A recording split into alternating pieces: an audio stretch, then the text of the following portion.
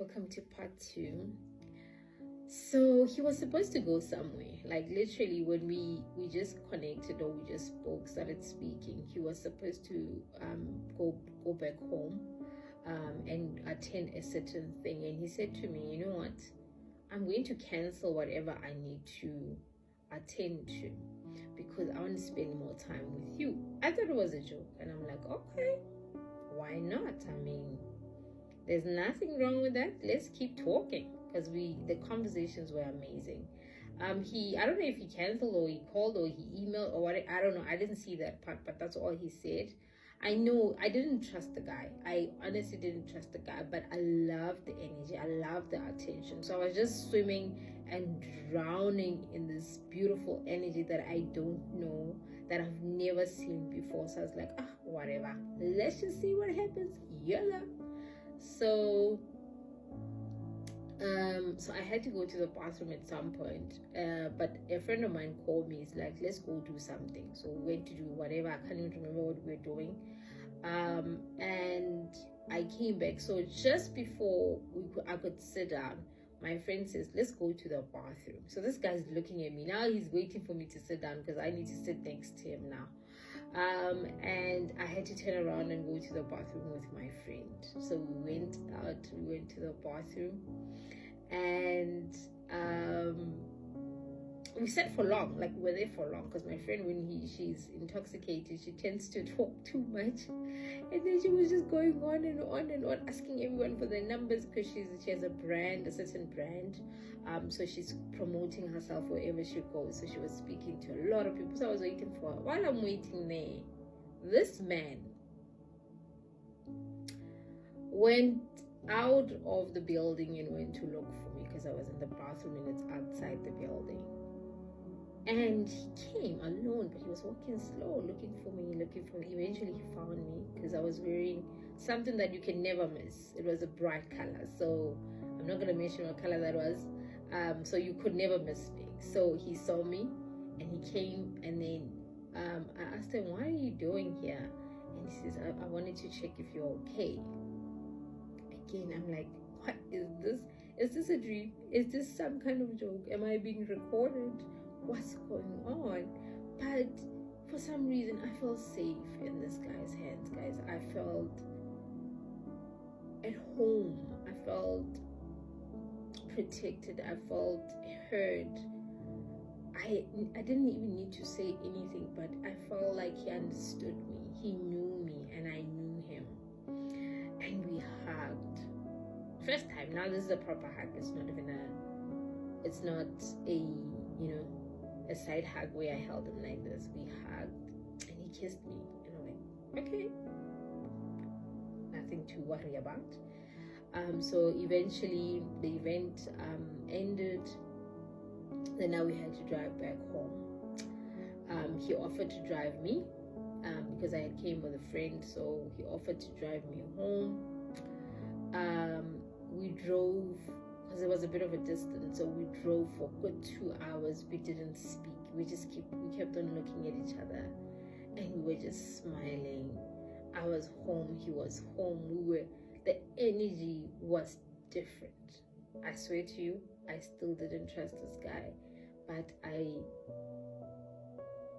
just said, you know what, let me just live for the moment. For the first time in a long time, I didn't have to know everything. So I allowed myself to be in that moment. I allowed him to lead. For the first time, I didn't have to call the shots. I didn't have to say, let's go here, let's do that, because I was used to being in so much of my masculine energy. But for the first time, I was in my feminine energy. But then, remember, I didn't know why I was feeling that way, or I felt like, literally, it felt like I was melting. I felt soft. I felt vulnerable. I felt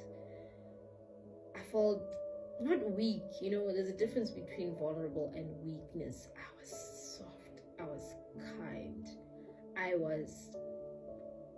allowed myself to fall, basically, and trusted the process. So he played a song in the car, and I remember we were talking about how That song made us feel. I felt like we could go out for dinner. I'll be wearing a black dress.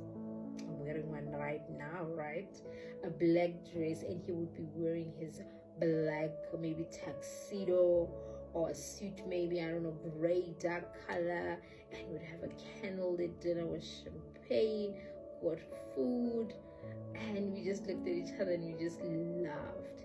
Immediately after that, he said to me, I loved you from the moment I laid my eyes on you.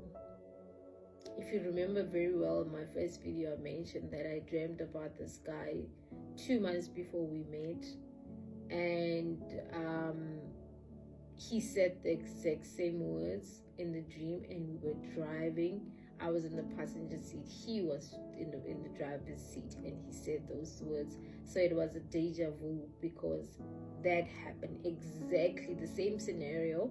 He's driving, I'm in the passenger seat, and he says those exact words. I panicked.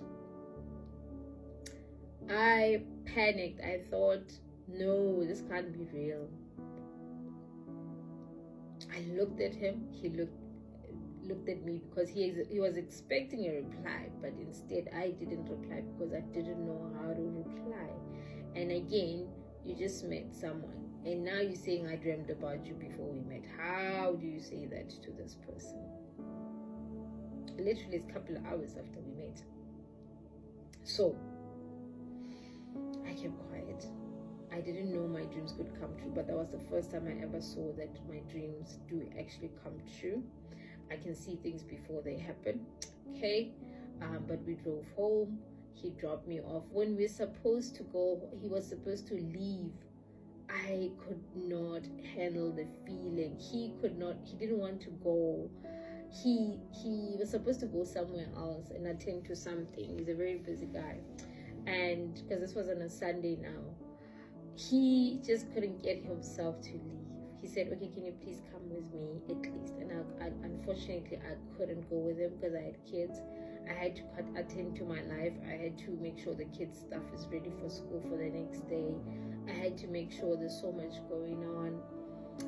So I just couldn't attend to that thing with him. And he said to me, I love you. Like within a couple of hours, this guy says, I love you. He actually didn't say I love you, but he said, that's like a slang word to say I love you, I like you. In I think so type of vibe. I don't know what language that is. And he said, I love you. And again, I'm like, hey, I'm being scammed here. This is not real. This cannot be real. But I didn't overly think about it. I didn't put too much logic in it. I just kept space for disappointment. I didn't fully trust him, but I was like, let's drown in the energy. And he left. We kept talking over the phone. He texted me while he got to the event, or where he was supposed to go. So I went to bed because the kids eventually came back because they went to their grandma's house. So when they got back, we went to bed. It was Monday. The whole entire week was amazing. We just kept on calling each other, texting, taking photos. What am I doing? What are you doing? What are you up to? What you know, it was just one of those. But it was beautiful. I promise you, before the end of the week, when it got to Thursday, Friday, I could not help it. I wanted to see this guy. I wanted this energy. I wanted to literally drown in his energy. And I called him. I'm like, can I come see you? He was like really fast. I'm not gonna mention the place or the name, but he was about 100 k's away from me. Did I not take an Uber to go see him? This is now 4 days since we met. I took an Uber that cost me 400 rand to go and see this guy. Let's do part 2 so I can tell you more.